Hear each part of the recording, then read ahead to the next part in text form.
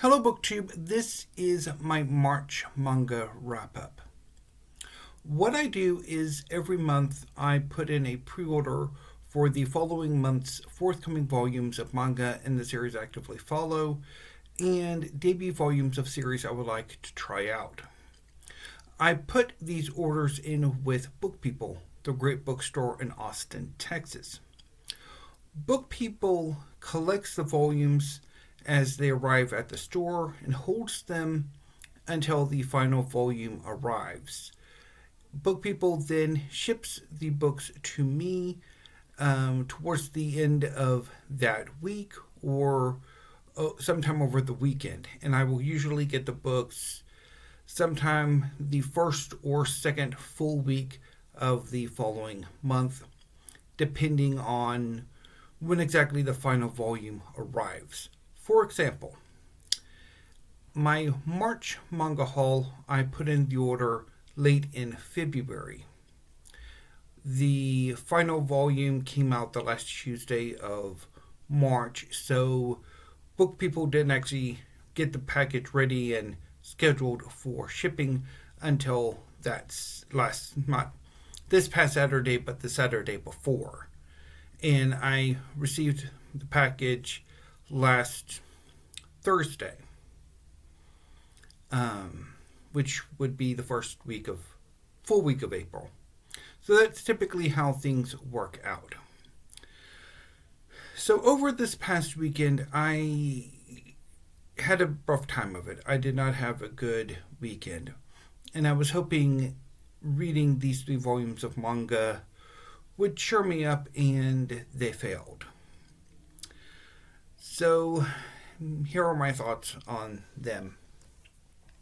So I read them in the order in which I have them shelved. So I'm going to start with Nue's Exorcist, Volume 5 by Kota Kawae. So Nue's Exorcist is about a young man named Gakuro Yajima, who sometime before the series began watched as his father was murdered by a malicious spirit. When the series begins, Gakuro is in high school, and a different malicious spirit has attacked his classroom. A spirit named Nue, who has been sealed at Gakuro's school, comes to him and offers a deal. She will lend Gakuro her power in exchange for a contract, allowing Gakuro to become her contractor to become Nue's exorcist. Gakuro takes the deal and defeats this other malicious spirit. This event draws the attention of various factions of local exorcists, and to cover things up, a school occult club is formed.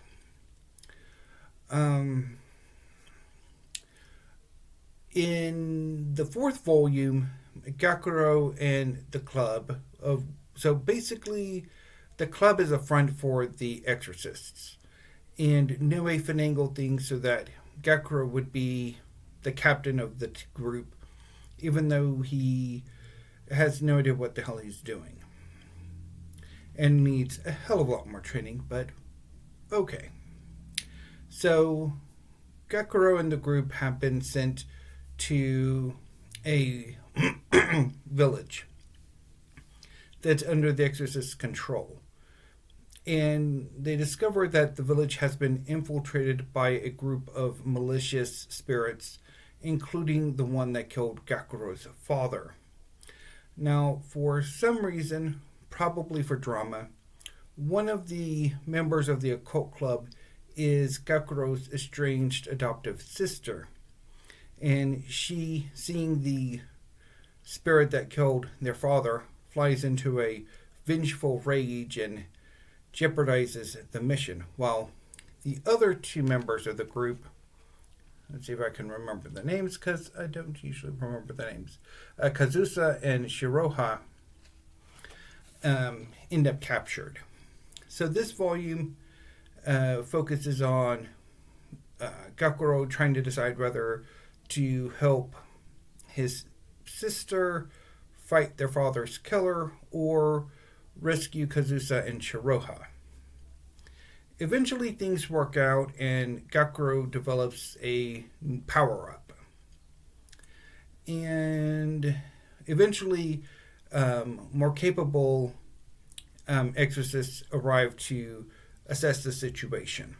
And the volume ends with Gakuro getting a pep talk without getting a pep talk. And it bugged me. Like I mentioned when I hauled this volume, New Age Exorcist has been losing interest for me for a while now. I really enjoyed the first volume, and I quite liked Gakuro's fight with Shiroha in the second volume. But the third volume, the fourth volume, this volume, I'm not enjoying the series as I had hoped I would. I think part of it is, in this volume in particular, there were some extraneous info dumping, and the relationship between Gakuro and Kazusa and Shiroha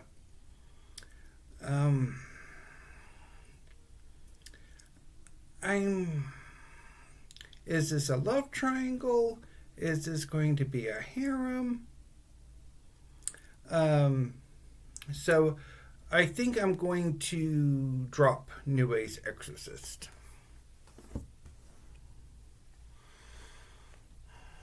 So I next read Sakamoto Days, Volume 21 by Yuto Suzuki.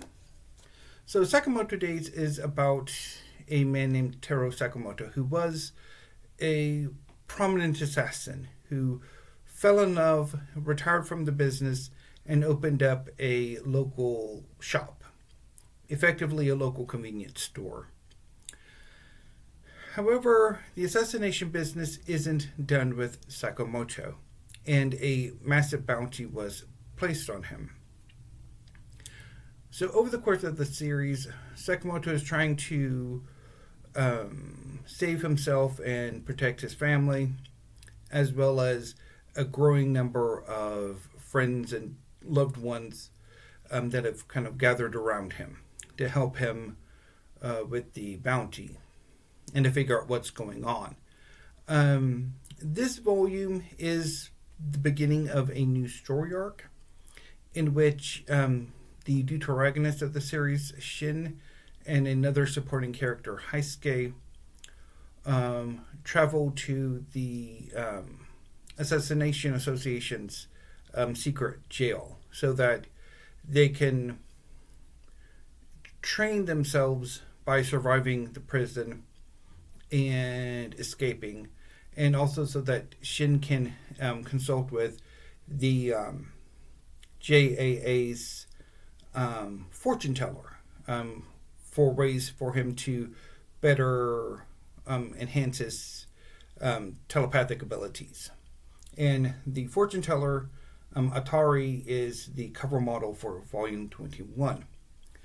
So the volume begins with them in jail and having to deal with the first level, which is overseen by a head jailer or warden who is very weird. But eventually, Shin forces the issue and they go to the second level, which is a gigantic maze. It's a prison of the weird, let's just say. And while there, they meet a young man named... Let me refresh my memory on who this kid is. He is not showing up there. I think his name is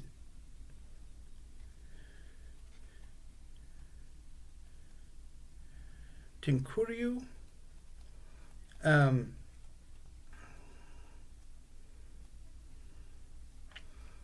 Where are we at here? Oh, here we go. There's the kid. Okay. So where are you going to give us your name?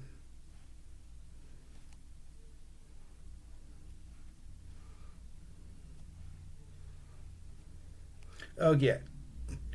Tinkyu. It's Tinkyu.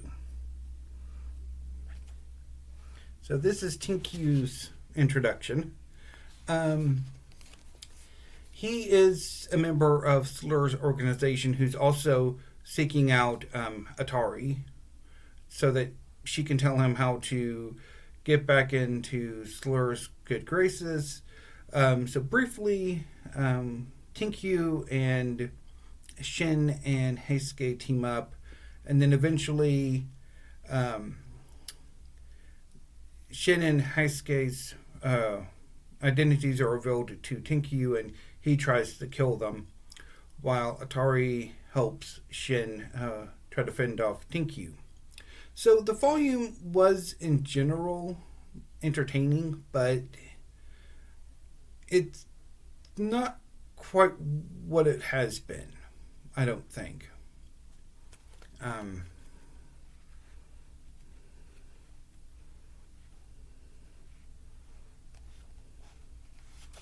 Yeah.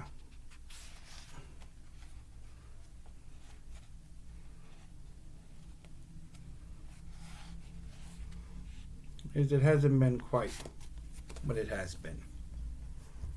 And then I read Four Nights of the Apocalypse, Volume 21 by Nakaba Suzuki. This is the sequel series to The Seven Deadly Sins. Both series are inspired by the Arthurian mythos. Four Nights of the Apocalypse is about four superhuman teenagers who are foretold to bring about the downfall of a corrupted King Arthur. At this point in the series, the group has been disbanded for a number of years, and they are coming back together at a tournament arc because, of course, Suzuki does like his tournament arcs. So, basically, in this volume, the last part of the first round is decided with Hauser, who's the Chief Holy Knight of Britannia. Hauser, who's the Chief Holy Knight of Britannia, going up against Balin, the previous tournament's winner. In the second match, Chion is facing off against an amnesiac Prince Tristan, who believes that he is a character called Cantris, and that he is in love with a young woman named Isolde, although not the Isolde that he's been traveling with. And then in the final match of the round, Peleo, another holy knight, is basically quickly concedes to the main Isolde. Sorry about the interruption. I thought it might have been my sister-in-law coming to pick up some cookies. But it wasn't. So then there's a lull where the Percival's group and kind of reconvenes and make nice with Tristan and the other Isolde. And some things happen to Diodora, who is Percival's adoptive younger brother,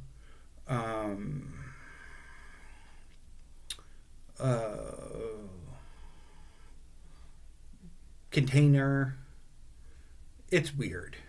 And so things happen with him.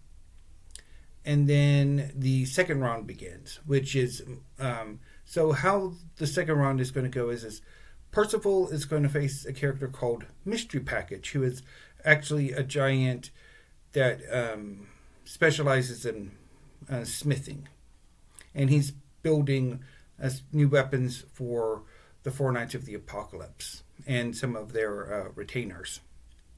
Then the second match is Nicians against Diodora, and then Gawain against Balin, and Isolde against Tristan, the main Isolde.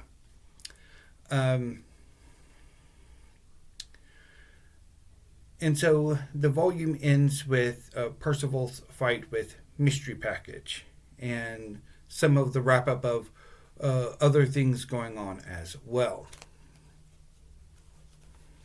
So the one thing I really liked about this volume was the delving into Chion's backstory. That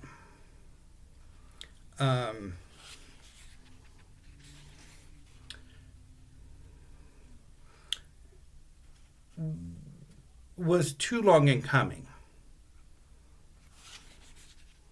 I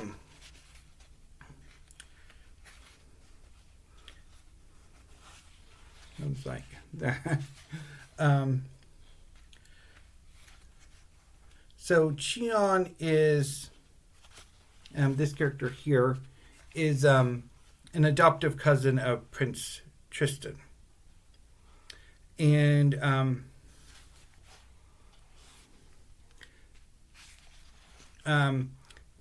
Chion's father was the object of affection for a powerful witch named, or sorceress named Vivian, who, if she couldn't have the father, kidnapped the son and basically tried to adopt him. Excuse me again. Okay, so she attempted to kidnap and raise the son as her own. And she did so when he was little and actually trained him in magic. However, he managed to escape, and a few years later tried to kidnap him back. So that was a really, I really enjoyed finally getting that backstory, because it goes a long way to humanizing Chion, who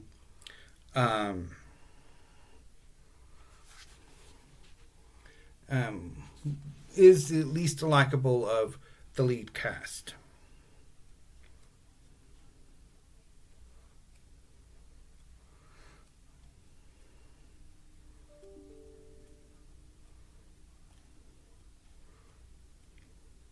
And then the thing with Diodora was also kind of cool. So, yeah. Anyway, but I haven't been feeling all that high on Four Knights of the Apocalypse since the tournament arc began. So I think I'm going to continue on with Four Knights of the Apocalypse in Sakamoto days, but I will be dropping Nuei's Exorcist. So that was my March manga wrap up. I will have another one for April, probably sometime in May, and that is going to be a pain in the rear because there's like 12 volumes. So I don't know how I'm going to do that, whether it's going to be one long video or if I'm going to break it up into several videos. But anyway, BookTube, I will figure that out for next time. Anyway, BookTube, until I see you next time, thank you, have a great rest of your afternoon, and have fun.